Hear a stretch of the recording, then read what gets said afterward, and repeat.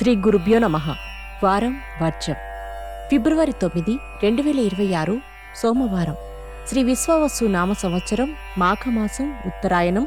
శిశిర ఋతువు కృష్ణపక్షం. ధనిష్ట కార్తె. అష్టమి. నక్షత్రం విశాఖ.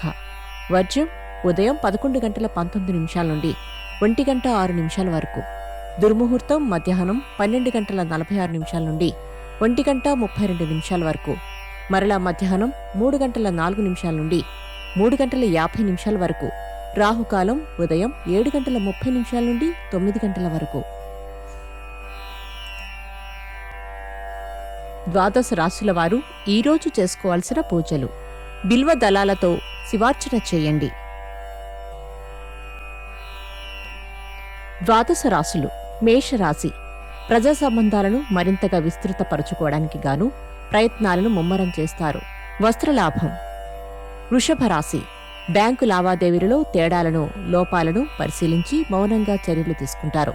ఆరోగ్యం పట్ల శ్రద్ధ అవసరం. మిథున రాశి. వివాదాస్పద అంశాలకు దూరంగా ఉండటం మంచిది.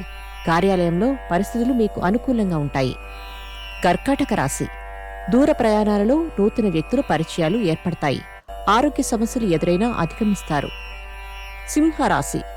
పరపతిని పెంచుకోవడానికి గాను మీరు చేసే యత్నాలు నామమాత్రంగా ఫలిస్తాయి.